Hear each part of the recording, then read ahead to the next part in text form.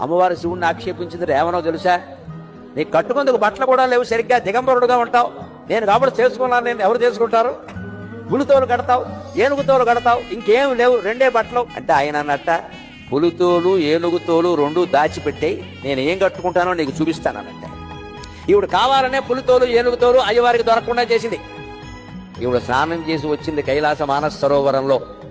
ఆ తువ్వాలు ఉంటుంది కదండి, అమ్మవారు తుడుచుకున్న తువ్వాలు, అది ఆరేసింది అక్కడ. ఆయన వెంటనే దాన్ని ధరించాట వస్త్రంగా. అమ్మవారు స్నానం చేసి తుడుచుకున్న తువ్వాలని శివుడు ధరించాడు. అదేమిటి అంటే ఇది అచ్చం పులితోలు ఏనుగుతోలు రెండు కలిపినట్టుగా ఉంది అన్నట్టు. ఎందుకని?